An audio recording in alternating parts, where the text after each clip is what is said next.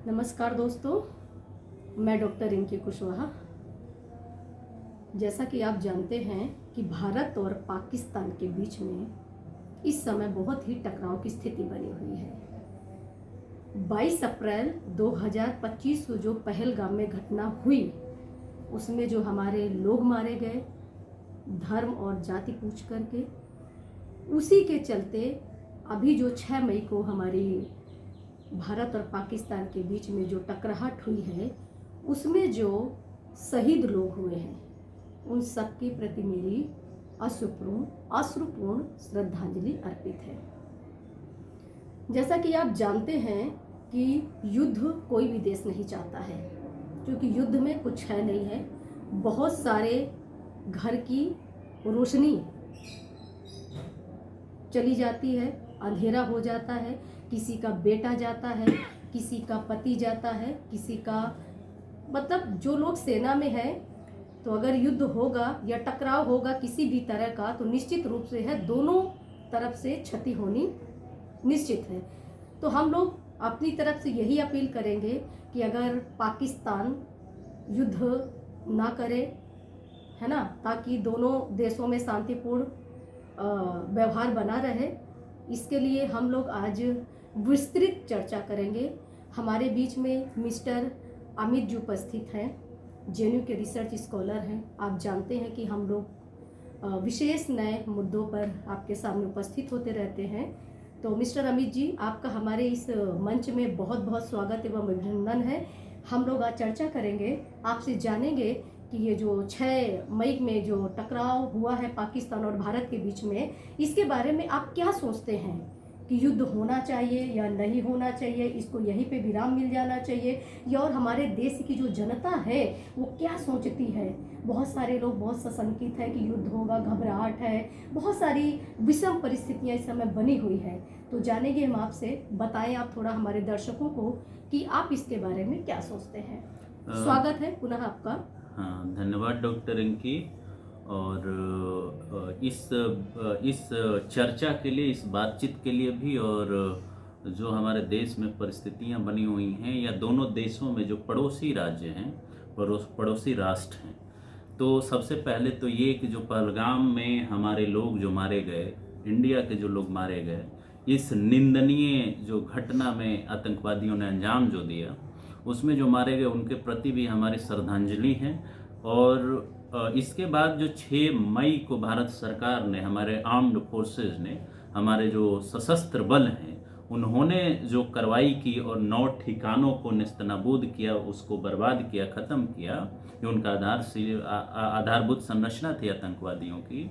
और उसके रिप्लाई में जो पाकिस्तान ने अटैक किए हैं हमारे बॉर्डर इलाके में, खास करके जम्मू एंड कश्मीर के आसपास, उनमें भी जो हमारे लोग मारे गए, हमारे जो सैनिक मारे गए, जो दिन रात हमारे जो सीमा है उसको सिक्योर करते हैं और तब हम चैन के नींद सोते हैं, उनके प्रति भी हमारी श्रद्धांजलि, हमारा उनके साथ हम खड़े हैं, सारे देशवासी उनके साथ खड़े हैं। तो सबसे पहले हम ये आपको बताते चलें, एक पृष्ठभूमि इसका जानना बड़ा ज़रूरी है कि ये घटनाएं क्यों हुई और कैसे इसको हम जब ये कहते हैं कि पाकिस्तान के द्वारा ये समर्थित घटना है, मतलब ये ऐसी आतंकवादी घटनाएं हैं जिसे पाकिस्तान का जो सत्ता जो है, पाकिस्तान जो राष्ट्र है या वहाँ के नीति नियंता या निर्माता जो हैं, जो सरकार में बैठे लोग हैं, और उस सरकार की भाग है वहाँ की सेना और वहाँ की खुफिया एजेंसी, जिसको हम ISI कहते हैं, और जो सेना है। तो ये लोग, इनका पाकिस्तान का जो उदय आप देखती हैं, ये दर्शकों को भी जानना जरूरी है कि आखिर आतंकवाद का सहारा पाकिस्तान क्यों लेता है। तो इसके पीछे का वजह ये है कि इस पाकिस्तान का निर्माण ही 2 राष्ट्रों के सिद्धांत पर हुआ है, और वो ये मानता है कि हिंदू और मुसलमान अलग अलग कौम हैं, अलग अलग धार्मिक कम्युनिटी हैं, समुदाय हैं, उनका रहन सहन अलग है, बाकी चीजें अलग है, इसलिए वो राष्ट्र अलग होना चाहिए। हम ये इसलिए बता रहे हैं कि इस घटना से, पहलगाम की जो घटना हुई, उससे कुछ ही दिनों पहले वहां का जो सेना का प्रमुख है, मैं ये ऑन द रिकॉर्ड आपको बोल रहा हूं कि वो सेना का प्रमुख लगता ही नहीं है। अगर कोई सेना का प्रमुख होगा वो धार्मिक आधार पर एक देश को दूसरे देश के खिलाफ भड़काने की कोशिश नहीं करेगा। और उसमें उसने स्टेटमेंट दिया था, जो ये दो राष्ट्र की थ्योरी है, दो राष्ट्र का सिद्धांत है जो धर्म पर आधारित होता है, उसको जस्टिफाई करने की कोशिश किया था। उसने बोला था कि हम हिंदू और मुसलमान अलग अलग कौम हैं। वो आजाद कश्मीर की बात कर रहा था, वो उन लोगों को भड़काने की कोशिश कर रहा था, लोगों की सेंटिमेंट को भड़काने की, भावनात्मक वो बात बोल रहा था, जबकि एक सेना के प्रमुख को ऐसी भाषा इस्तेमाल नहीं करनी चाहिए। और उसने ये भड़काने का काम किया। हम सबसे पहला काम ये मानते, पहला जवाबदेही अगर किसी का होता है तो वहां के सेना के प्रमुख का है। उसने इस आग को भड़काया। और पहलगाम में जो घटना हुई वो जस्ट उसके 4-5 दिन पहले उसने ये स्टेटमेंट दिया था, और जस्ट 4-5 दिन के बाद ये घटना हो जाती है। वो आज भी विश्वास करता है कि हिंदू मुसलमान अलग हैं, और यहाँ के मुसलमानों को और हिंदुओं में फूट डालने का प्रयास करता है। ये पाकिस्तान की शुरू से नीति रही है। आप इस बात को गौर फरमाइएगा, और हमारे दर्शक भी गौर फरमाएंगे कि भारत के आजाद होते ही सबसे पहला जो भारत पर अटैक हुआ था, वो अटैक वहां के कबायलियों द्वारा हुआ था। और वो कबायली कौन थे? वहां के आदिवासी प्रवृत्ति के लोग जो कबीले में आज भी रहते हैं, उनके द्वारा अटैक कराया गया था भारत के ऊपर। क्यों कराया गया था? मतलब हम ये कहना चाहते हैं कि पाकिस्तान के आजाद होते ही उसने आतंकवाद का सहारा लिया था भारत को डिस्टर्ब करने के लिए, भारत को बर्बाद करने के लिए, और उसने जम्मू कश्मीर में उन लोगों को भेजा। लेकिन हमारी सेनाओं ने उस समय भी उसको पराजित किया। लेकिन अपने सरकारों की भी गलतियां रही। नेहरू सरकार इस मुद्दे को इवनों में लेकर चली गई, और वही जहां तक उसकी सेना ने कब्जा किया था जम्मू कश्मीर में, और जहां तक हमारी सेना ने कब्जा किया था, वही आज एलओसी है, लाइन ऑफ एक्चुअल कंट्रोल है। वो आज भी पाकिस्तान नहीं मानता है कि जो कश्मीर है वो भारत का अभिन्न अंग है, क्योंकि उसके लिए एक ट्रीटी हुआ था जिसको हम इंस्ट्रूमेंट ऑफ एक्सेशन कहते हैं, जहां पर कि वहां के महाराजा जो हरि सिंह थे, उन्होंने भारत के साथ मिलने की ये एग्रीमेंट की थी। उसको पाकिस्तान स्वीकार नहीं करता, और उसी ड्रीम को पूरा करने का प्रयास इन आतंकवादी घटनाओं द्वारा करता है, जो आज भी बदस्तूर जारी है। पहलगाम उसका एक अलग एग्जाम्पल, वो लगातार करता रहा, उसका इतिहास रहा। तो इस इतिहास के जब झरोखे में आप जाकर के देखेंगे तो आपको पता चलेगा कि आतंकवाद और पाकिस्तान की विदेश नीति एक दूसरे से जुड़ी हुई है। वो आतंकवाद के बिना जी ही नहीं सकता। हम इसलिए ये कह रहे हैं क्योंकि पाकिस्तान की आर्मी के पास और न तो पाकिस्तान के शासकों के पास इतनी क्षमता है, पाकिस्तान की इतनी क्षमता नहीं है कि इंडिया की किसी भी पैमाने पर वो बराबरी कर सके। और जब वो सामने से वार नहीं कर सकता तो इस्तेमाल करता है उन लोगों का जो आतंकवादी हैं, जो देश विरोधी हैं, वैसे लोग जो मानवता के विरोधी हैं। वही नहीं, वो इस्लाम के भी विरोधी हैं। इस्लाम ये नहीं सिखाता, इस्लाम प्यार मोहब्बत भी सिखाता है। हमारे देश के मुसलमानों से उन लोगों को सीखना चाहिए कि हम इस संकट की घड़ी में एक साथ खड़े हैं। कोई यहाँ का मुसलमान है जो कह दे कि हम पाकिस्तान के साथ खड़े हैं? नहीं, हम हिंदू, मुसलमान, क्रिश्चियन सब हैं, और सब भारत माता की संतान हैं, इसलिए हम लोग खड़े हैं। लेकिन वो लोग बांटने का प्रयास करते हैं, लेकिन हम लोग बटेंगे नहीं। तो ये समझना जरूरी है कि आतंकवाद का इस्तेमाल उसकी एक आप कह सकते हैं कमजोरी है, जिस कमजोरी का इस्तेमाल करके हमेशा भारत को पीछे खींचने का प्रयास वो करता है पाकिस्तान, और इसमें हमेशा असफल रहा है।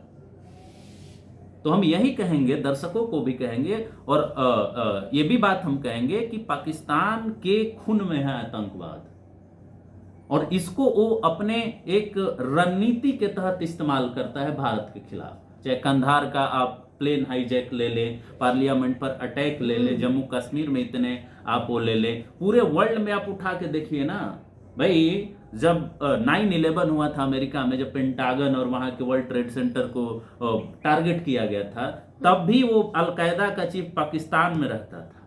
बराक ओबामा के समय उसे मारा गया। किसी से छुपा है कि पाकिस्तान एक असफल राष्ट्र है?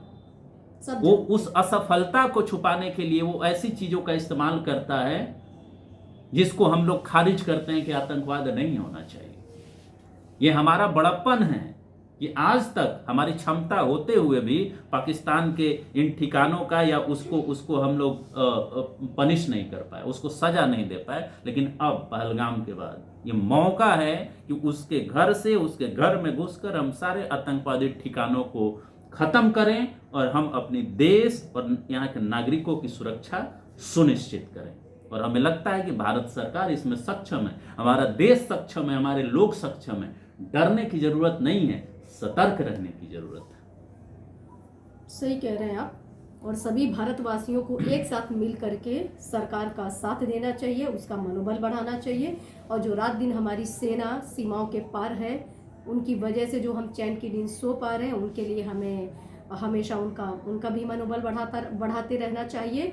क्योंकि जिसका पुत्र खोया होता है, जिसका पति खोया होता है, उसका दर्द आम जनता नहीं समझेगी।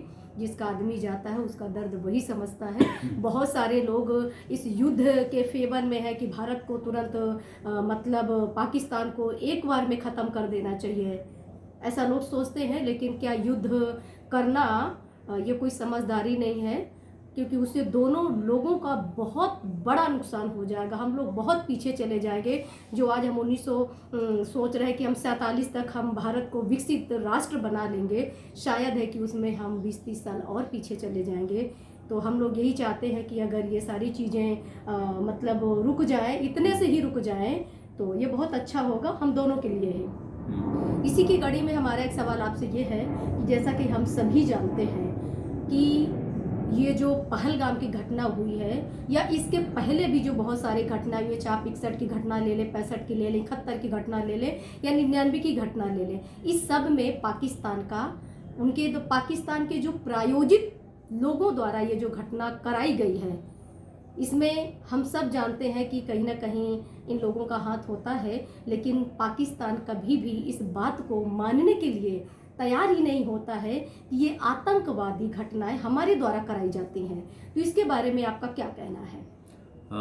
थैंक यू डॉक्टर रिंकी ये सवाल उठाने के लिए। और जैसे हमने पहले इंट्रोडक्टरी जो रिप्लाई में हमने कहा कि पाकिस्तान जब से पैदा हुआ है, 14 अगस्त 1947 से जो पाकिस्तान पैदा हुआ है, उसी समय से उसके विदेश नीति का हिस्सा है आतंकवाद को समर्थन देना और आतंकवाद के समर्थन से किसी दूसरे देश को डिस्टर्ब करने का प्रयास करना। एक चीज और नहीं भूलना चाहिए कि पाकिस्तान एक धार्मिक राष्ट्र है, हम धार्मिक नहीं है। भारत का कोई धर्म नहीं है, भारतीय राष्ट्र का कोई धर्म नहीं है। लेकिन पाकिस्तान अपने आप को डिक्लेयर करता है कि हम इस्लामिक राष्ट्र हैं, ये भी बात समझना है। और उसका उदय भी इसी आधार पर हुआ था। मोहम्मद अली जिन्ना ने जो द्वीप राष्ट्र का सिद्धांत दिया था, 2 नेशन थ्योरी, वो इसी आधार पर था। तो एक बात अपने दिमाग से और दर्शकों को भी ये दिमाग से निकाल देनी चाहिए कि पाकिस्तान जो है वो आतंकवाद का समर्थन ऐसा नहीं हुआ है कि वो नहीं किया है, उसके रग रग में आतंकवाद घुला हुआ है। तो कहने का मतलब ये है कि अगर उसके रग रग में ये घुला हुआ है, तो इसका मतलब हम ये कहना चाहते हैं कि वो हमेशा इसका इस्तेमाल किया है, करता रहा है और हो सकता है कि आगे करेगा भी। अब हम लोग आएंगे आगे के सवाल में कि उसको रोका कैसे जाएगा। तो कहने का मतलब ये है कि ये तो मानना ही नहीं चाहिए कि पाकिस्तान ने आतंकवाद का इस्तेमाल नहीं किया है या समर्थन नहीं किया। मैं एक एग्जाम्पल के तौर पर आपको बताएं, विश्व में जितनी आतंकवादी घटनाएं हुई हैं उनका आप साक्ष्य उठा के देख लीजिए। 26/11 भारत में हुआ 2008 में। आप जानती हैं, हम जानते हैं कि मुंबई के ताज होटल को कैसे कैप्चर किया गया, कैसे कितने लोगों को मारा गया। इसके साथ जम्मू कश्मीर में कितनी घटनाएं आए दिन होती रहती हैं। लश्कर तैयबा हो, ISIS हो, जितनी भी संगठन है, जितने भी लोग हैं, इन सबका हेडक्वार्टर पाकिस्तान में है। यही नहीं, चाइना में जो उइगुर विद्रोही हैं वो भी पाकिस्तान से सपोर्ट लेते हैं। अमेरिका में जितनी आतंकवादी घटनाएं होती हैं, ब्रिटेन में जितनी आतंकवादी घटनाएं होती हैं, इनका सबका लिंक कहां से जुड़ता है? पाकिस्तान से। और फिर भी पाकिस्तान की सरकार कहती है कि आप हमें साक्ष्य दीजिए। आप हमें साक्ष्य दीजिए। इस घटना में भी वो कह रही है। हमें नहीं लगता कि इसकी साक्ष्य देने की किसी को जरूरत बिल्कुल है, क्योंकि ये स्थापित सत्य है, ये प्रमाणित सत्य है कि पाकिस्तान की सरकार, वहां की सेना, वहां की जो खुफिया एजेंसी है आईएसआई, वो सारे के सारे लोग, इवन उनमें सेनाओं में और उनके खुफिया एजेंसी में आतंकवादी किस्म के मानसिकता के लोग शामिल हैं। वो उनसे मिलते जुलते हैं, मीटिंग करते हैं, जो वहां के जो जो जो जिहाद के नाम पर जो ये काम करते हैं, उनके साथ उनकी उठक बैठक है। अभी 6 मई की जो रिप्लाई आई इंडिया की तरफ से, उसमें मारे गए आतंकवादियों को वहां स्टेट ऑनर दिया जा रहा है, राष्ट्रीय सम्मान दिया जा रहा है, उनको वहां के झंडे में मतलब रैप करके उनको अंतिम विदाई दी जा रही है। ये क्या प्रूफ करता है? वहां उनके लाशों के पास वो सारे आर्मी के जवान खड़े हैं, आर्मी के कर्नल और मेजर खड़े हैं। ये क्या बताता है? वो वैसे लोगों के साथ खड़े हैं। एक आतंकवादी का नाम हमको नहीं याद आ रहा है, जिसको यूएस ने बैन कर रखा है, वो आतंकवादी उनके साथ में खड़ा है और उसके चारों तरफ सारे पुलिस वाले और आर्मी वाले खड़े। ये क्या बताता है? ये बताता है कि आतंकवादियों के साथ पाकिस्तान का अभिन्न संबंध है, पाकिस्तान के सरकार का, वहां के आर्मी का। दूसरा एग्जांपल, जो आसिम मुनीर का हमने नाम लिया, जो वहां का सैन्य प्रमुख है, सेना का प्रमुख है, वो जो भाषा बोल रहा था, वो भाषा एक सैन्य प्रमुख का होता है। बहुत भड़काऊ भाषा। अरे हम यही नहीं कह रहे हैं डॉक्टर साहब, जो भड़काऊ भाषा, वो आतंकवादी की भाषा है।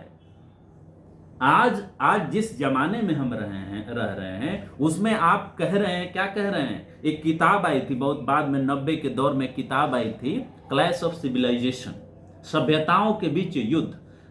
तो उसमें यही कहा जाता था कि आगे की जो लड़ाइयाँ होंगी ना, वो डिफरेंट जो सभ्यताएं हैं, मतलब इस्लाम एक सभ्यता है, हिंदू एक सभ्यता है, क्रिश्चियन एक सभ्यता, उनमें होगी लड़ाई, और उसी आधार पर पाकिस्तान का ये पूरा का पूरा एजेंडा चलता है। ऐसे मानसिक विक्षिप्त लोग वहां के सैन्य प्रमुख हैं, और उसके बाद भी वो कह रहा है, स्वीकार नहीं कर रहा है कि आतंकवाद हमारे द्वारा समर्थित है, हमारे द्वारा प्रायोजित है। ये पूरा का पूरा आप कह सकती हैं प्रोपेगेंडा है।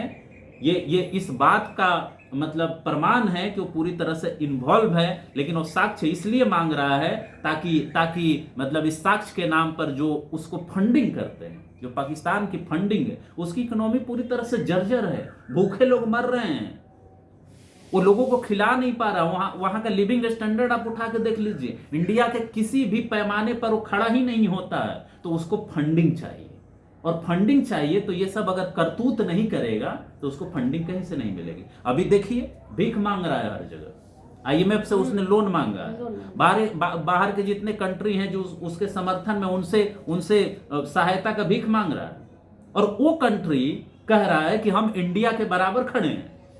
तो जब सामने से कोई नहीं लड़ सकता है तो आतंकवाद का सहारा लेता है, और पाकिस्तान के इतिहास में ये शामिल है, उसके विदेश नीति में शामिल है, और लगातार ये कर रहा है। तो हमें नहीं लगता कि हमें साक्ष्य मांगने की जरूरत है, हमें बस कार्रवाई करनी है, कार्रवाई करके उस जड़ को ही समाप्त करना है, उस जड़ को ही समाप्त करना है जहां से आतंकवाद का पोषण होता है, और ये पोषण वहां की सरकार के द्वारा की जाती है। एक सवाल मेरा आपसे और है कि हमारी भारत सरकार जो है, या भारत के लोग हैं, बहुत ही दयालु हैं और हमेशा से शांति चाहते हैं।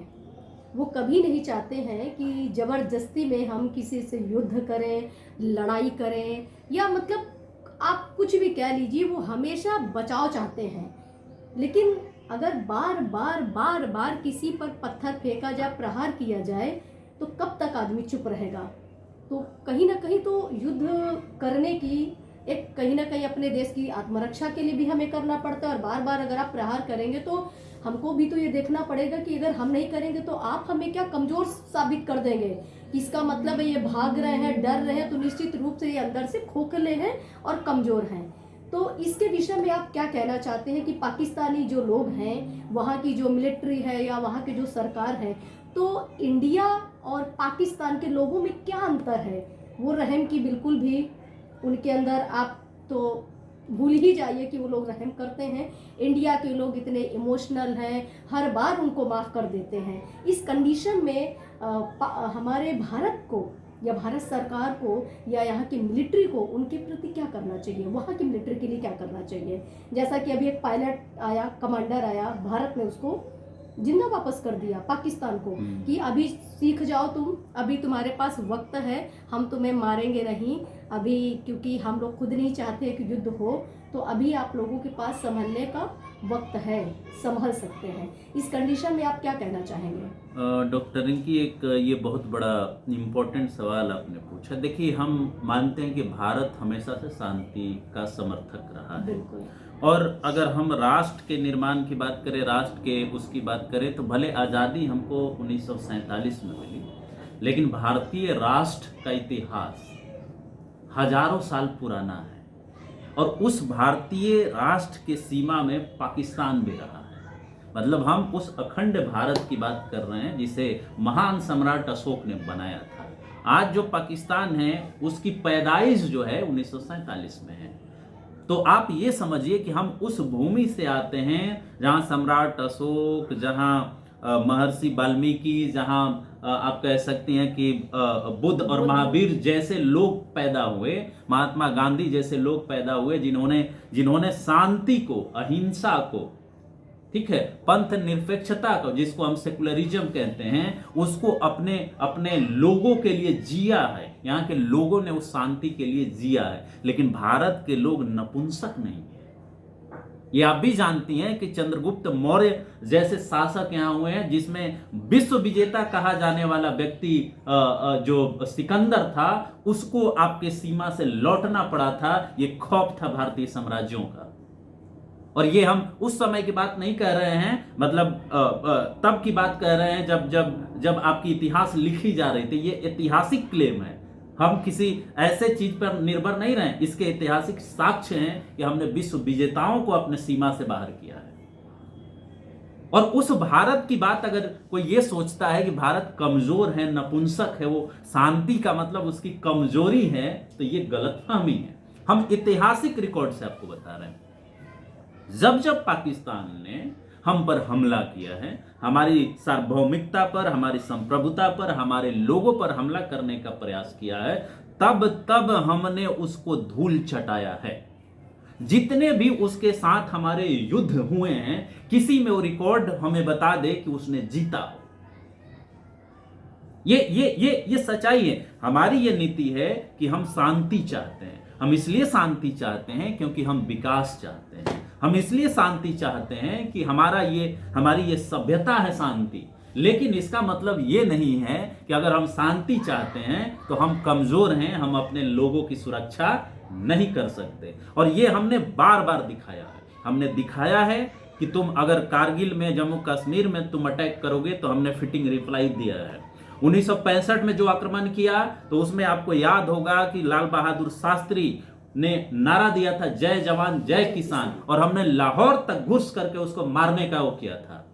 हमने उसमें भी जीता। 1971 में हमने बांग्लादेश क्रिएट किया, और पाकिस्तान कहेगा कि हम इंडिया की बराबरी करते हैं। तो कहने का मतलब कि शांति की नीति हमारी कमजोरी नहीं है। ये उन आकाओं को समझना चाहिए कि आज भारत 21वीं सदी में सबसे बड़ी अर्थव्यवस्थाओं में आता है। और हम लोग बार बार ये बात कहते हैं कि यहाँ के यूपी स्टेट का जो पॉपुलेशन होगा ना, वो पाकिस्तान का शायद होगा। और अगर हम सारे भारतीय खड़े हो जाए ना, तो इस मैप में भी वो नहीं बचेगा। फूंक दे तो शायद तो जी एकदम। और मतलब हमारी आर्मी, हमारी आर्थिक व्यवस्था, हम कितने आगे जा चुके हैं, कितने बड़े लेवल पर हमारा रिकॉग्निशन है। हम पंथ निरपेक्षता वाले लोग हैं, शांति वाले लोग हैं। लेकिन शांति हमारी कमजोरी नहीं है। शांति हमारी कमजोरी नहीं है। ये गलतफहमी है पाकिस्तान का कि हम कुछ देशों का सपोर्ट लेकर के इंडिया के इस शांति के नीति को कमजोरी बना करके हम इसे डिस्टर्ब कर सकते हैं। हमने तो हर बार प्रूफ किया है ना कि तुम आओ, हम शांति पूर्वक रहने वाले लोग हैं। अगर हाथ बढ़ाओगे शांति का तो हम दोस्ती भी दिखाते हैं। हर बार हमने हराया और हर बार शांति समझौता किया। ये हमारी बड़प्पन है। हम मानते हैं कि हम बड़े हैं और इसीलिए हमने शांति का हाथ बढ़ाया। इस घटना में भी डॉक्टर साहब, इस घटना में भी अगर सबसे पहले पाकिस्तान अटैक नहीं कराया होता आतंकवादियों से, तो शायद हम 6 मई की रिस्पांस जो हमने दिया, काफी लिमिटेड हमने रिस्पांस दिया, वो हम नहीं देते। लेकिन सिविलियन को कोई नुकसान न पहुंचा। ये पहली बार है कि किसी सिविलियन पर इन लोगों ने अटैक किया इस तरह से, धर्म और जाति पूछ करके। निश्चित तौर पर जाति नहीं, लेकिन धर्म तो पूछा गया ना। इसके बाद भी हमारी सहानुभूति भारत की बनी रही। हमने उनके सिविलियन के ऊपर अटैक नहीं किया और बड़ा रिसर्च करने के बाद हमने उनके आतंकवादी ठिकानों को खत्म किया।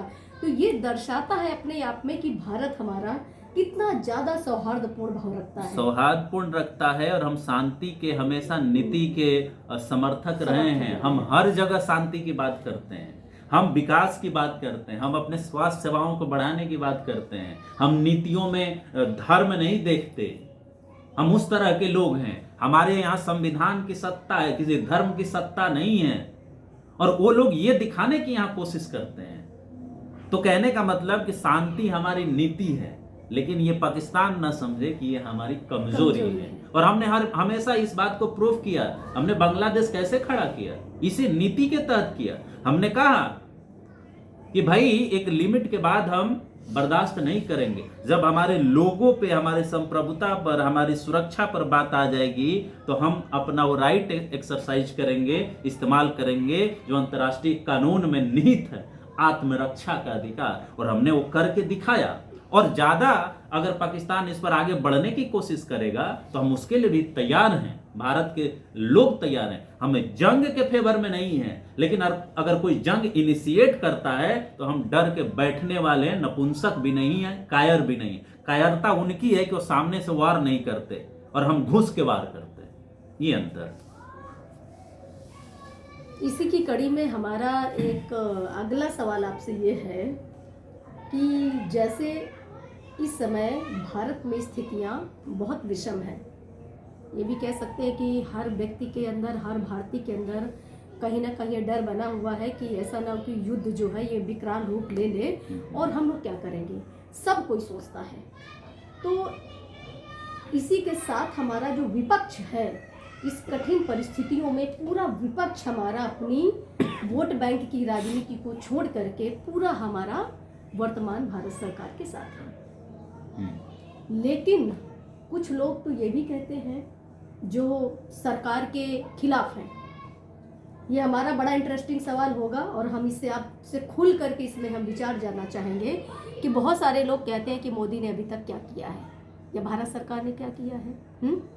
और इतने संकट होने के बावजूद भी वो लगातार सरकार को टारगेट कर रहे हैं कि ये नहीं किया तो वो नहीं किया, युद्ध ऐसे होता है क्या, अगर युद्ध हो भी रहा है तो इसकी क्या प्रामाणिकता कि युद्ध हो भी रहा है, फर्जी न्यूज़ चैनल तो नहीं चल रहे हैं, या भारत सरकार की कोई ऐसी नीति है, ये जनता तक ऐसा भ्रम फैला रहा है कि हम युद्ध कर रहे हैं, हमने इनके ड्रोन को इतना 400 ड्रोन को मार गिराया, हमने इनके आतंकवादी 9 ठिकाने को नस्ताबूत कर दिया। ये जो लोग र्यूमर फैलाने वाले लोग हैं, इनका क्या इलाज हो सकता है? वो हमेशा देश संकट में है, इसके बावजूद भी वो लगातार सरकार को टारगेट किए हुए हैं। तो इन लोगों के बारे में आप क्या कहना चाहते हैं? थोड़ा आप हमारे दर्शकों को बताएंगे कि ऐसे लोगों का क्या इलाज हो सकता है? हाँ, बहुत अच्छा सवाल है डॉक्टर रिंकी। और 2 चीज़ मैं कहना चाहूँगा। पहली चीज़ तो ये कि लोगों को भी ये समझने की ज़रूरत होती है कि देश कब संकट में है, राइट। और ये जो समय है ये संकट की घड़ी है। और संकट की घड़ी में सबके लिए, हम एक आदमी के लिए नहीं कर रहे हैं, केवल सरकार के लिए नहीं कर रहे, सभी भारतीयों के लिए राष्ट्र सर्वोपरि होना चाहिए। मतलब ये कि राष्ट्र की अगर नहीं सुरक्षा हो पा रही है, राष्ट्र आपका सुरक्षित अगर नहीं है, तो आपके होने और नहीं होने का कोई मतलब नहीं है। और हर विपरीत परिस्थिति में अगर संकट आता है, मान लीजिए एक्सटर्नल एग्रेशन आता है, तो दर्शकों को भी पता होना चाहिए कि जब जब एक्सटर्नल एग्रेशन हुआ है इस देश के ऊपर, आपातकाल की घोषणा हुई है। सरकार के पास वो भी अधिकार है। आर्टिकल 19 में जो आप कह रही हैं बात कि लोग, पत्रकार जो हैं, कुछ चैनल जो हैं ऐसे ऐसे दिखा रहे हैं, ध्यान दीजिएगा कि यहाँ भी बहुत सारे चैनल हैं, बहुत सारे ऐसे लोग हैं जो मतलब लोकतंत्र में जो उनको अधिकार है बोलने का, उसका बेजा इस्तेमाल करते हैं या कहें कि दुरुपयोग करते हैं। समझ रही हैं? कहने का मतलब आर्टिकल 19 है हमारे देश में, आर्टिकल 19 में कुछ अपवाद भी दिए गए हैं, आपको कुछ भी बोलने का अधिकार नहीं है। असल में लोग भूल जाते हैं और कहते हैं कि संविधान में हमें बोलने का अधिकार दिया गया। बोलने का अधिकार मतलब बोलने का अधिकार तो दिया है, लेकिन बोलने का अधिकार का मतलब ये नहीं होता है कि आप कुछ भी बोल सकते हैं। उसमें लिमिट तय किया गया है, उसमें लिमिट बताया गया है। उस एक्सेप्शंस को पढ़ना चाहिए कि देश अगर संकट में हो तो उस समय आपके ऊपर लिमिट लगाया जा सकता है। अब सवाल यह है कि कुछ लोग अपने लोकतांत्रिक अधिकार के तहत ये कहते हैं कि हमें सरकार जानकारी नहीं दे रही है। तो यहां पर यह समझने की जरूरत है कि जब वॉर होता है या इस तरह की घटनाएं होती हैं तो सारे इंफॉर्मेशन आपको नहीं दिए जा सकते हैं, क्योंकि उससे आपका नेशनल इंटरेस्ट हैम्पर होता है। ठीक है, और इसी वजह से उसका प्रॉपर चैनल डेवलप किया गया सरकार के द्वारा कि अगर आपको कोई इंफॉर्मेशन चाहिए तो दूसरे किसी सोर्स पर आप विश्वास ना करें। आप जो मिनिस्ट्री ऑफ एक्सटर्नल अफेयर्स के जो सेक्रेटरी हैं, वो सेक्रेटरी जो प्रेस कॉन्फ्रेंस कर रहे हैं, ब्रीफिंग कर रहे हैं, तो उनके द्वारा जो बताया जा रहा है उसी को आप ऑथेंटिक मानिए। दूसरा सोर्स उन्होंने पीआईबी को बनाया है कि पीआईबी आपको अपडेट करती रहेगी कि सरकार का कितना एक्शन हुआ, क्या एक्शन हुआ, क्या डेटा है, क्या अपडेट है, और इसके साथ साथ उसने फैक्ट चेकिंग का भी एक सुविधा आपको दिया है कि अगर आपको कुछ डाउट है कि भारत सरकार के बारे में ऐसी बातें कही जा रही हैं, सेना के बारे में ऐसी बातें कही जा रही है, जैसे फॉर एग्जांपल कि इंडिया का जो है हम 5 राफेल जेट ही गिरा दिए, तो उसके बारे में पीआईबी से आप क्लैरिफिकेशन मांग सकते हैं। तो दो चीज है, एक तरफ लोगों का राइट है तो वो कहते हैं, और कुछ लोगों की टेंडेंसी होती है उस राइट को इतने बड़े दायरे में देखते हैं कि वो सोचते हैं कि हमारे ऊपर अब कोई लिमिटेशन ही नहीं है, हम कुछ भी बोल सकते हैं, कुछ भी लिख सकते हैं, कुछ भी सवाल उठा सकते हैं, कुछ भी कह सकते हैं। और ये बात कहते हैं क्या कि ये हमारे संविधान के अंदर राइट दिया गया। लेकिन ये लोग संविधान के अंदर जो उनके ऊपर लिमिटेशन लगाया गया है उसको पढ़ने की जहमत नहीं उठाते, और इसी वजह से ऐसी हरकत करते हैं। निश्चित तौर पर लोकतंत्र में सवाल पूछने का अधिकार जरूर है, लेकिन सवाल कब पूछा जाना चाहिए, ये इंपॉर्टेंट, कब पूछा जाना चाहिए, किन परिस्थितियों में पूछा जाना चाहिए। कहीं पूछने से हमारी सरकार का प्रयास तो कमजोर नहीं हो रहा है, कहीं पूछने से आतंकवादियों और हमारे दुश्मन देश को जानकारी तो नहीं मिल रही है। ये सारी चीजें अगर आप नहीं सोच पा रही हैं तो शायद आपके सोच समझ पर कुछ ना कुछ डाउट है कि आप किस तरह के देशभक्त हैं। देशभक्त क्या, वो अपनी टीआरपी बढ़ाना चाहते हैं। हाँ। कि लोग हमको देखें और जाने, सिर्फ उनका हाईलाइट होने का मतलब होता है और उनको देश दुनिया से कोई मतलब नहीं होता है। कोई भी व्यक्ति हो, जब उसका देश संकट में हो तो वो चाहे जिस भी वैचारिक विचार का व्यक्ति हो, उसको उस समय अपनी सारी वैचारिकता को छोड़ करके कठिन समय में सारे भारतीयों को एक साथ होना चाहिए। इस समय सरकार की खिंचाई करने का वक्त नहीं है, सभी को सरकार का सपोर्ट करने की जरूरत है कि अगर कल को विषम परिस्थिति होती है तो ऐसा नहीं है कि आप बच जाओगे, हम सब जाएंगे। हाँ, एक बात बस मैं जोड़ना चाहता हूँ।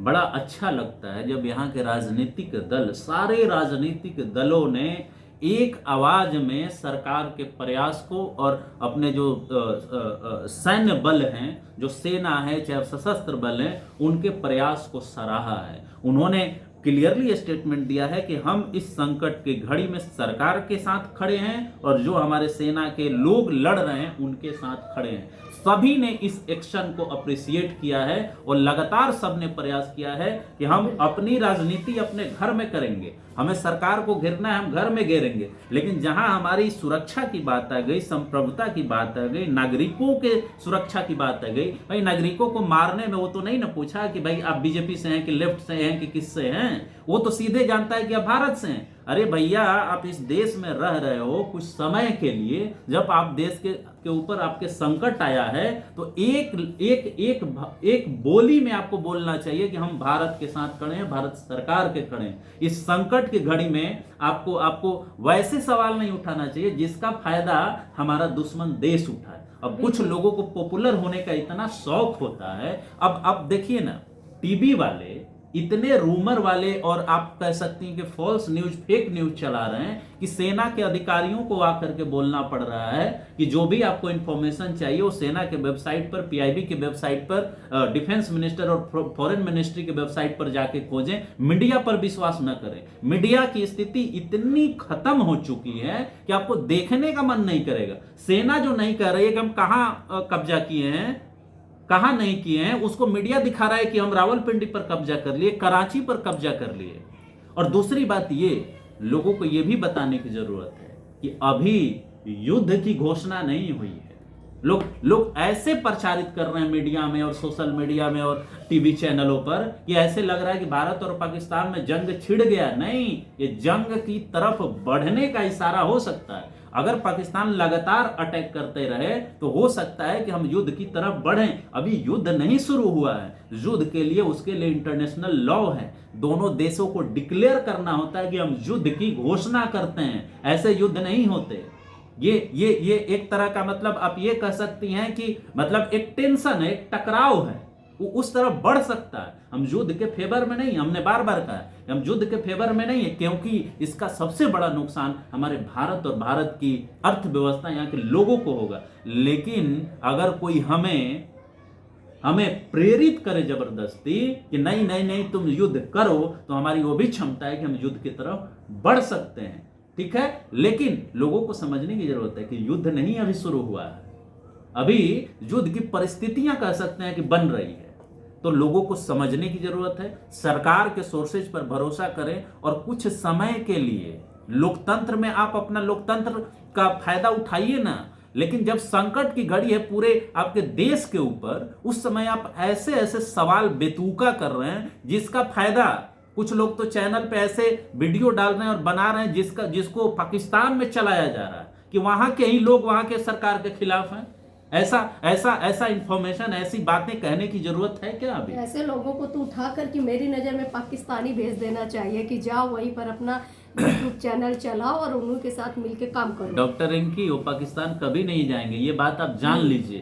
भारत की रोटी खाएंगे और यहीं से उनका पेट पलता नहीं, है। वही और नहीं, उनकी ही बुराई करते हैं। एक चीज और बता दूं कि उसलिए नहीं पाकिस्तान जाएंगे, उनको आप फ्लाइट से भी यहाँ से भेज दीजिएगा ना, एयरक्राफ्ट से, सारे फैसिलिटी को देके, तब भी वहां नहीं जाएंगे। क्योंकि जानते हैं कि जो यहाँ वो बोल रहे हैं ना, वहां औकात नहीं है बोलने की।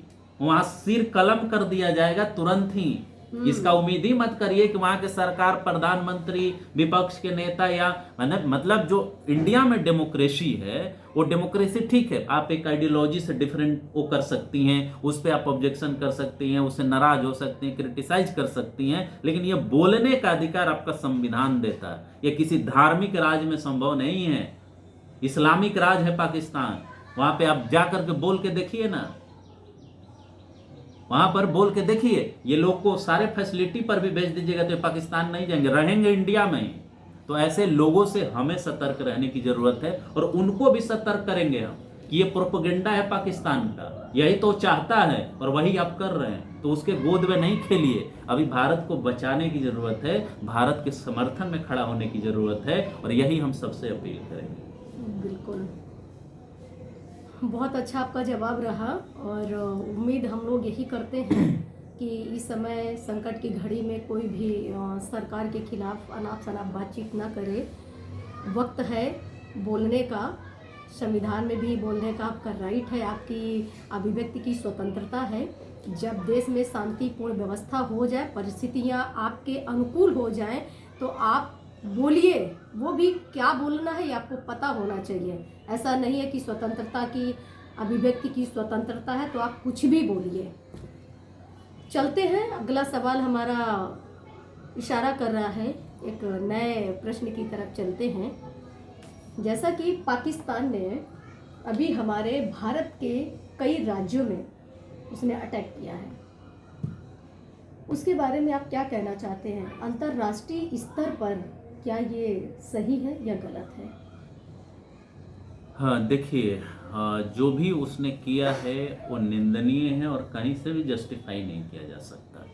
उसने ये बोला है कि जो भारत ने 6 मई को जवाबी क्या कह सकती हैं, मतलब जो अपने आत्मरक्षा में आतंकवादी आतंकवादी जो केंद्र हैं, जहाँ से उनकी ट्रेनिंग होती है, जहाँ वो रहते हैं, उन ठिकानों का निशाना बनाया। 9 ठिकानों को उसने निशाना बनाया और उसने ये कहा, पाकिस्तान की मतलब तर्कहीनता समझिए और हीनता समझिए, उसकी कायरता समझिए कि पहलगाम पर अटैक हुआ तो क्या हम चुप बैठे रहें?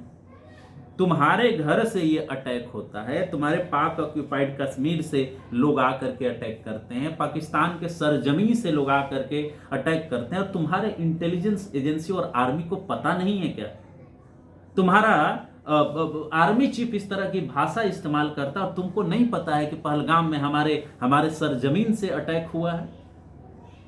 और उसके बाद जब जवाबी कार्रवाई में हम अपने आत्मरक्षा में हम उन आतंकवादी ठिकानों का निशाना बनाते हैं तो तुम कहते हो कि हमारे संप्रभुता पर अटैक है। ये तर्कहीनता की पराकाष्ठा है डॉक्टर इनकी, ये कायरता की पराकाष्ठा है कि तुमने पहले अटैक करवाया और उसके बाद जब हम आत्मरक्षा में अटैक किए, या अटैक भी नहीं, आत्मरक्षा में हमने उन ठिकानों को निशाना बनाया जो हमारे यहाँ आतंकवादी गतिविधियों को संचालित करने के लिए इस्तेमाल होती हैं। हमने ना तो सिविलियन को अटैक के ऊपर अटैक किया और न ही सैन्य प्रतिष्ठानों पर या उनके केंद्रों पर अटैक किया। तो कहने का मतलब ये है, ये किस भाषा में, मतलब इनको थोड़ी सी भी शर्म नहीं आती है कि हमारे सरजमीन से ये घटना हो रही है, उसको चेक करने के बजाय, उसको रोकने के बजाय, मतलब वो चाहते तो इसको इन्वेस्टिगेट कर सकते थे ना, छानबीन कर सकते थे ना, रोक कर सकते थे ना, इनिशिएट कर सकते थे ना कि भारत सरकार आप कुछ अटैक मत करिए, हम इस पर अपनी कमिटी बैठा रहे हैं। पाकिस्तान ने किया क्या? नहीं किया। उल्टे क्या कह रहा है? आप साक्ष्य दीजिए। किस बात का साक्ष्य भाई? तुम्हारा तो इतिहास ही रहा है ना, तो साक्ष्य किस बात का? तो इस प्रोपेगेंडा में भारत सरकार न फंसते हुए, जो भारत सरकार ने रिप्लाई दिया, हमारे सैन्य बलों ने जो रिप्लाई दिया, वो काबिले तारीफ है। और ये पाकिस्तान का प्रोपेगेंडा है, इस तरह का डाउट क्रिएट करना कि आप हमें साक्ष्य दीजिए। साक्ष्य की जरूरत ही नहीं, उस बात से आगे बढ़ने की जरूरत है। और भारत सरकार ने ये किया, भारत सरकार ने और हमारे सैन्य बलों ने किया। दूसरी बात, जो आसपास ये अटैक हो रहा है वो अपनी आत्म सुरक्षा में नहीं कर रहा है। हम लोगों ने अपने आत्म सुरक्षा में किया, आतंकवादी ठिकानों को नष्ट किया। अब पाकिस्तान की औकात है क्या कि वो बता दे कि भारत में भी आतंकवादी ठिकाने हैं? उसी भय पैदा करने के लिए। और दूसरी बात ये कि वो सिविलियन को अटैक कर रहा है।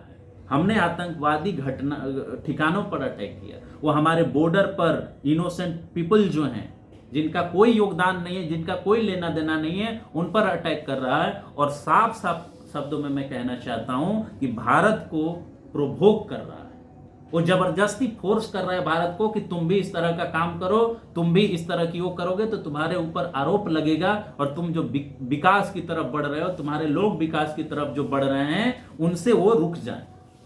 वो हमें रोकना चाहता है। वो चाहता है कि हमारी जो विकास की जो प्रवृत्ति है, चाहे कहें कि हमारी प्रगतिशीलता जो है, जो हम आगे लगातार बढ़ रहे हैं, उसको रोकने का प्रयास कर रहा है।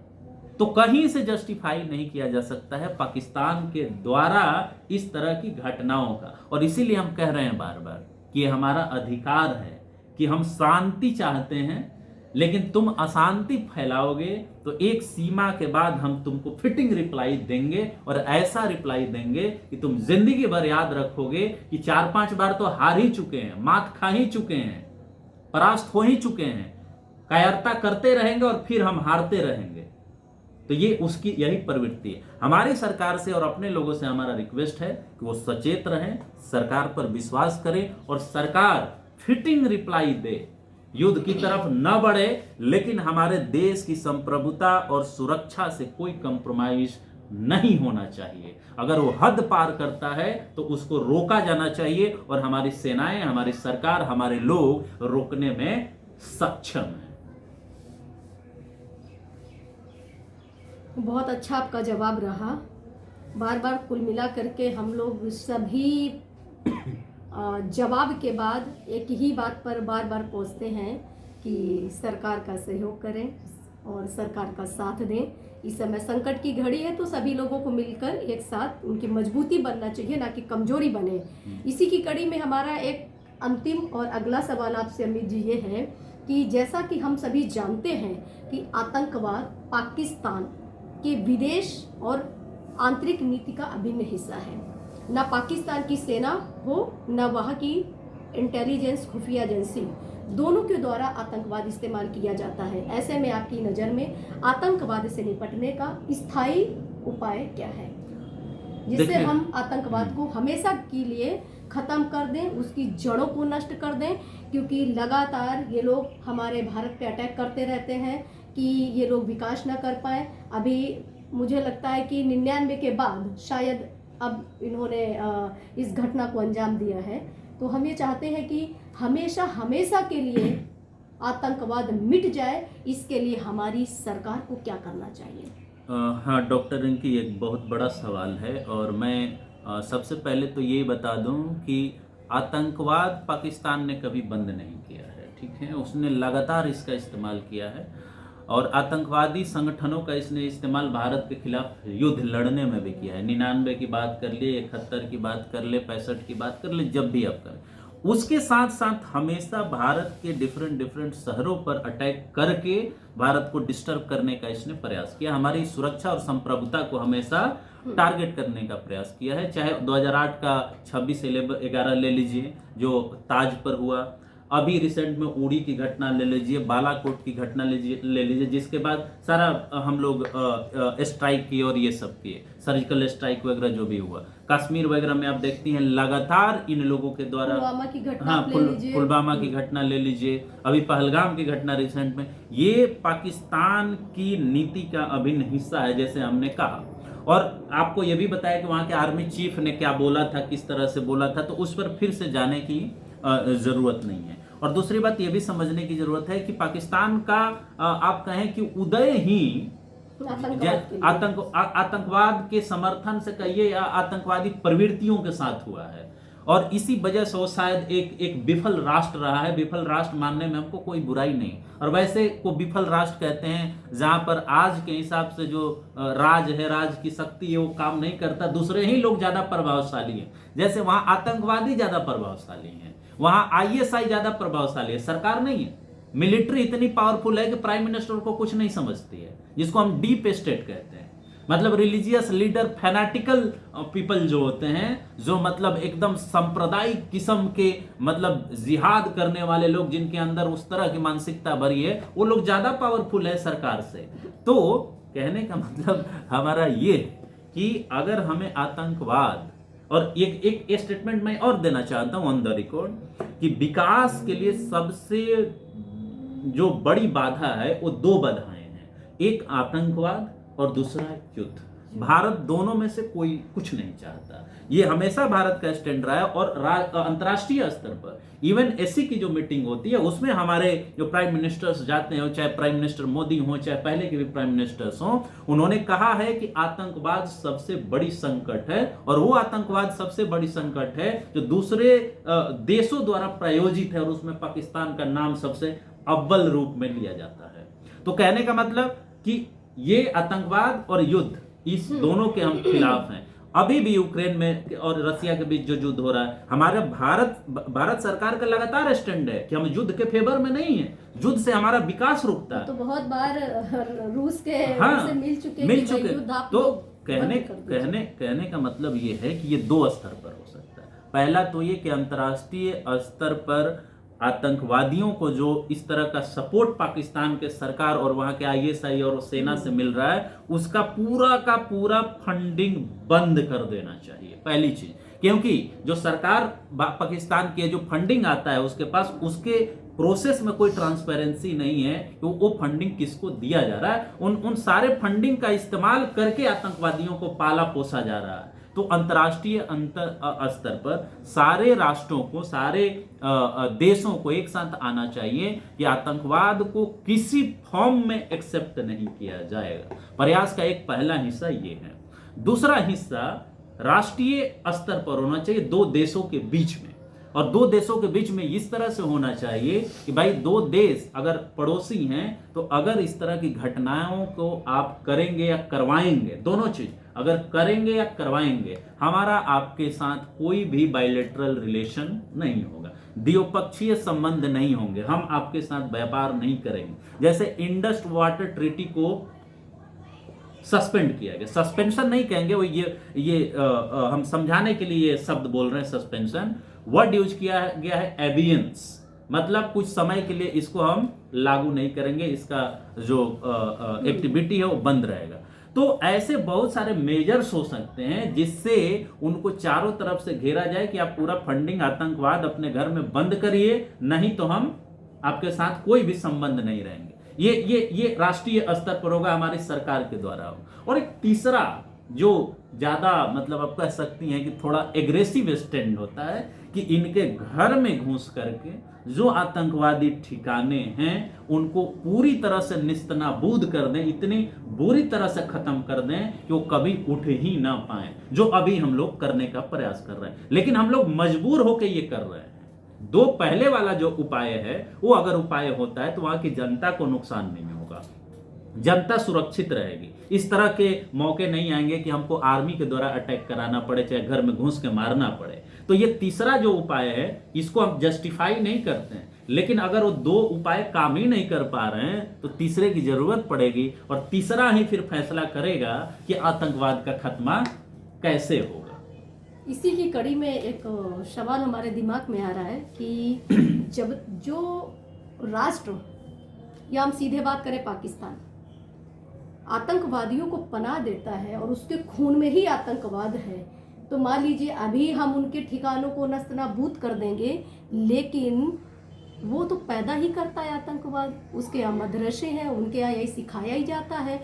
तो हम कब तक मतलब इस आतंकवाद को 20 साल बाद वो फिर एक आतंकवाद का पूरा गिरोह खड़ा कर देगा। इसके लिए क्या करना चाहिए?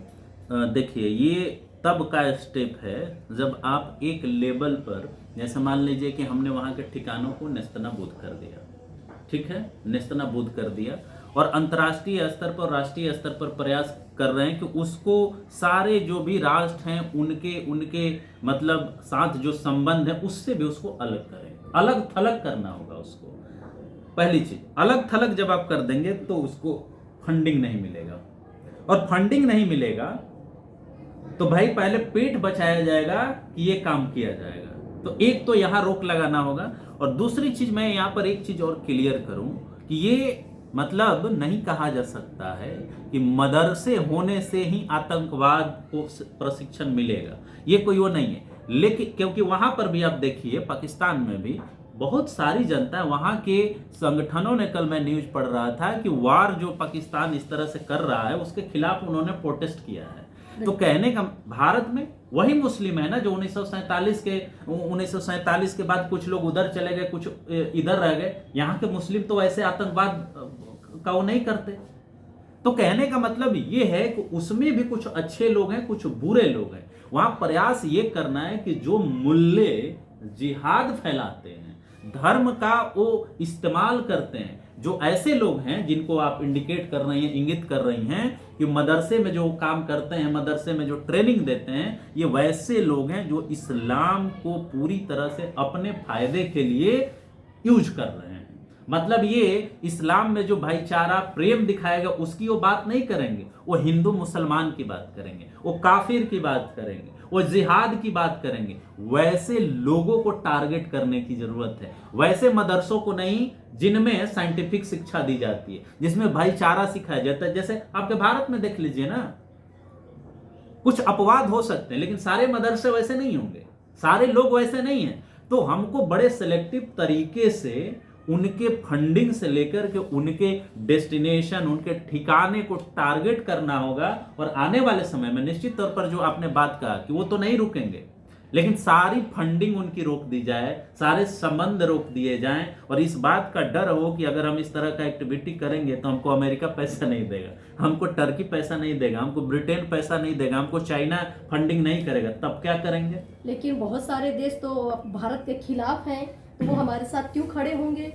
तो ये बात हम उन तक ये संदेश कैसे पहुंचाएं कि भाई आप इनको फंडिंग मत करिए, या हम जिन जिन कंट्री से कहेंगे तो हमारी बात को मान ही लेंगे कि वो पाकिस्तान का सपोर्ट नहीं करें, उनको फंडिंग नहीं देंगे। तो इसमें मुझे लगता इसके है इसके लिए डिप्लोमेसी की जरूरत आपकी पड़ेगी। जो जो कही जाती है कि जो चीजें वॉर से नहीं होती और डिप्लोमेसी से। और डिप्लोमेसी का क्या मतलब है? लगभग विश्व में सारे देशों का हमारे साथ व्यापार है और हमारा भी व्यापार है। तो भाई वो ट्रेड करने हमारे पास आएंगे। हम एक बहुत बड़ा मार्केट है, पाकिस्तान नहीं है। हम राइजिंग इकोनॉमी है, इस बात को समझना होगा। आज अमेरिका सबको अपने टर्म कंडीशन पे चलाता है तो उसके पीछे केवल वॉर नहीं है, डिप्लोमेसी है, नीति है। तो जो भी हमसे व्यापार करने आएगा तो भैया पहला कंडीशन होगा उस एग्रीमेंट में कि आप पाकिस्तान का सपोर्ट नहीं करेंगे। दूसरा कंडीशन होगा कि अगर आप पाकिस्तान को फंडिंग करें तो उसमें इंश्योर करेंगे कि ये फंडिंग किस चीज के लिए इस्तेमाल किया जाएगा। तो ये डिप्लोमेसी है। जो टर्म एंड कंडीशन जो फिक्स होगा तो उसे पूरी तरह से पाकिस्तान का फंडिंग, पूरी तरह से उसका सपोर्ट ब्लॉक होने लगेगा। तो ये प्रयास जब डिप्लोमेसी के माध्यम से होगा कि हाँ ठीक है भाई, आपकी कंपनी है, आप आइए हमारे यहाँ इन्वेस्ट करिए, लेकिन उसमें कंडीशन रहेगा कि आप अगर हमारे साथ इन्वेस्टमेंट करेंगे तो पाकिस्तान को जो आप फंडिंग करते हैं उसमें आप ट्रांसपेरेंसी रखें, पारदर्शिता रखें। बिल्कुल। तो इस अभी देखिए एक एग्जांपल देखिए, सऊदी अरेबिया, ईरान, ये सारे कंट्री हैं जो भारत से अपना संबंध मजबूत करना चाहते हैं। वो किसी भी रूप में आतंकवाद को सपोर्ट नहीं करना चाहते। ये किस बात का नतीजा है? ये डिप्लोमेसी का नतीजा है कि इस्लामिक देशों ने कहा है कि हम आतंकवाद को सपोर्ट नहीं करते। भारत के खिलाफ पाकिस्तान के जमीन से जो एक्टिविटी हो रही है हम उसके समर्थन में नहीं हैं। हम भारत के साथ इस विपरीत परिस्थिति में खड़े हैं। ये हमारे विदेश नीति की जीत है। इसी तरह का प्रयास करना होगा और तब जाके हम भारत के सीमाओं को और भारत के लोगों को सुरक्षित कर पाएंगे। बहुत अच्छा जवाब रहा और हम लोगों की अच्छी चर्चा और परिचर्चा हो गई। लास्ट में मैं यही कहना चाहूँगी, पुनः बार बार मैं यही कहूँगी कि इन कठिन परिस्थितियों में सरकार का सहयोग करें और अपील करें कि ये युद्ध ना हो। और जो हमारे सीमा के पास हमारे भारतीय सैनिक जवान हैं, युद्ध होगा तो निश्चित रूप से है कि क्षति हमारी होगी। किसी का पिता जाएगा, किसी का पुत्र जाएगा, किसी का पति जाएगा, मतलब रिलेशन में कोई ना कोई किसी का जाएगा। तो ऐसा ना करें आप लोग कि हमेशा भड़काऊ और उकसाने वाली ऐसी बात करें। और बॉर्डर पे लगे हमारे जवानों के लिए आप लोग ईश्वर से प्रार्थना करें कि वो सब लोग सकुशल रहें और युद्ध होने से बच जाए, युद्ध ना हो। जो अभी हो रहा है यहीं तक चीज़ें हो करके निपटारा हो करके ख़त्म हो जाए, क्योंकि युद्ध अच्छी चीज़ नहीं है। उससे हम लोगों की बहुत ज़्यादा नुकसान हो जाएगा, हम लोग उसकी भरपाई कर नहीं पाएंगे। अभी जब से हमारा देश आज़ाद हुआ है हम लोगों को पता है कि अभी ज़्यादा दिन देश आज़ाद हुए नहीं हुए हैं और हम लोग अभी कहाँ खड़े हैं। तो जो हम सपना देख रहे हैं सभी भारतवासी मिल करके कि हमारा 2047 में भारत विकसित राष्ट्र बनेगा, तो शायद है कि हम लोग उससे वंचित हो जाए और कई सालों तक हम पिछड़ जाएं। तो पुनः हमारा शहीद हमारे जवानों को मैं श्रद्धांजलि अर्पित करती हूँ और उनके परिवारों के लिए मैं उनका मनोबल बढ़ाती हूँ और हम सब उनके परिवार के साथ हैं। तो इसी के साथ हम अपनी बातचीत को यही ख़त्म करते हैं और फिर मिलते हैं कोई एक नई और चर्चा परिचर्चा के साथ।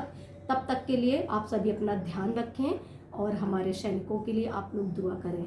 जय हिंद, जय भारत। धन्यवाद डॉक्टर इनकी ये मौका देने के लिए और इतने अच्छे सवाल पूछने के लिए जो काफ़ी अहम थे कि भाई हमें संकट के घड़ी में अपने सरकार और सैनिकों के साथ जो भी इस सीमा पर हमारी सुरक्षा कर रहे हैं उनके साथ खड़ा रहना चाहिए। और हम उन सभी शहीद के परिवारों के साथ खड़े हैं जिनको नुकसान हुआ है और जिसकी भरपाई हम लोग नहीं कर सकते, लेकिन इस संकट के घड़ी में हमारी दुआएं उनके साथ हैं, हम उनके साथ खड़े हैं और हमारा देश खड़ा है। तो सतर्क रहें, समझदार बन करके रहें। युद्ध इससे किसी को फायदा नहीं होगा, लेकिन कमज़ोर मतलब अगर कोई सोच रहा है कोई देश, तो उससे भी हम लोग एक अच्छा जवाब दे पाएँ। हमें आत्म सुरक्षा करनी है, सुरक्षा करनी है। हम युद्ध नहीं चाहते, शांति चाहते हैं, लेकिन नपुंसक भी नहीं है और कायर भी नहीं है। अपनी आत्म सुरक्षा जरूर करेंगे और अगर वहाँ ज़रूरत पड़ी तो हम सभी देशवासी उसके लिए एक साथ मिलकर के खड़े हैं, उस लड़ाई को लड़ेंगे अपनी मातृभूमि के लिए। तो इसी के बिल्कुल। साथ डॉक्टर रिंकी को भी बहुत बहुत धन्यवाद इस तरह के मुद्दे को लाते रहने के लिए और इस तरह के डिस्कशन को करने के लिए। जय हिंद, जय भारत, जय संविधान। धन्यवाद।